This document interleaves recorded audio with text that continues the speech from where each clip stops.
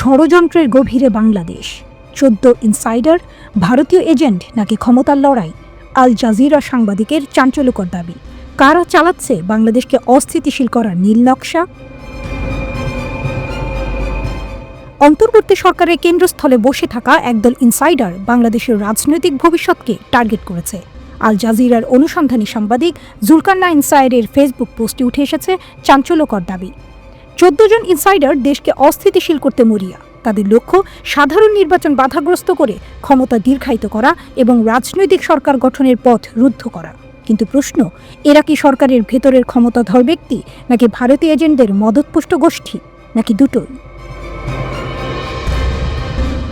সায়েরের মতে এই চক্র শুধু সরকারের উপদেষ্টা পরিষদ বা সচিবালয়েই সীমিত নয়, তাদের নেটওয়ার্ক বিস্তৃত হয়েছে সেনাবাহিনীর অভ্যন্তরেও। তাদের কৌশল সংস্কারের নামে নির্বাচন পিছিয়ে দেয়া, সামরিক বাহিনীতে অস্থিরতা ছড়ানো এবং শেষ লক্ষ্য হিসেবে প্রধান উপদেষ্টাকে নেতিবাচকভাবে প্রভাবিত করা। বিএনপি দীর্ঘদিন ধরে এমন আশঙ্কার কথা বললেও এবার সেনাপ্রধানের সতর্কবার্তায় মিলেছে নতুন মাত্রা। বোঝাপড়ার সংকট না কাটলে শান্তি আসবে না। সায়েরের দাবি অনুযায়ী যদি যথাসময় নির্বাচন না হয় তাহলে ডক্টর মোহাম্মদ ইউনূস পদত্যাগ করতে বাধ্য হবেন।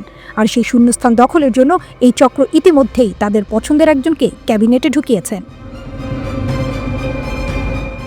সাংবাদিক নাম উল্লেখ না করলেও ইঙ্গিত দিয়েছেন সম্প্রতি নিযুক্ত এক বিতর্কিত উপদেষ্টা এর দিকে। অন্যদিকে ভারতীয় মিডিয়ার দাবি, প্রধানমন্ত্রী মোদীর কঠিন বার্তা বহন করে 4 গোপন দূত ঢাকার অভিজাত এলাকায় বৈঠক করছে।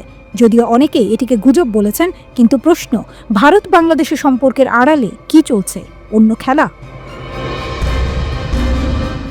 সায়ের তার পোস্টে লিখেছেন, 14 জনের একটা চক্র বাংলাদেশে বিএনপি, জামায়াত, বাম, ডান, আওয়ামী লীগ সহ কোনো মূলধারার রাজনৈতিক দল যেন কিছুতেই সহসা নির্বাচনের মাধ্যমে দেশের রাষ্ট্র ক্ষমতা আসতে না পারে সে বিষয়ে অত্যন্ত দুরভিসন্ধিমূলক পরিকল্পনায় লিপ্ত আছে।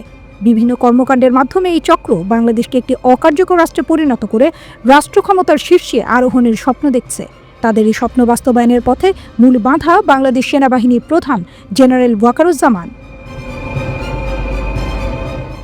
একই গোষ্ঠী প্রধান রাজনৈতিক দল বিএনপি এবং জামায়াতে ইসলামীকেও বেকায়দায় ফেলতে অতি তৎপর। বাংলাদেশে বর্তমান অন্তর্বর্তী সরকার যেন সহসা সুষ্ঠুভাবে নির্বাচন আয়োজন করতে না পারে সেই লক্ষ্যে এরা অগ্রসর হচ্ছে। জামায়াতকে বাজেভাবে উপস্থাপন করতে এরা বিভিন্ন গোষ্ঠীকে ব্যবহার করছে।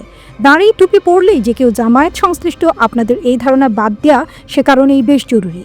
বিএনপির অভ্যন্তরীণ কিছু সমস্যার সুযোগও একে শতভাগ ব্যবহার করছে। আর দেশের পরিস্থিতি উত্তপ্ত করতে প্রতিনিয়ত এরা বিশেষ একটি গোষ্ঠীকে মাঠে নামিয়ে অহেতুক মত সৃষ্টি করছে। যথাসময়ে আপনারা এদের নাম, বিস্তারিত এবং মূল উদ্দেশ্য জেনে যাবেন।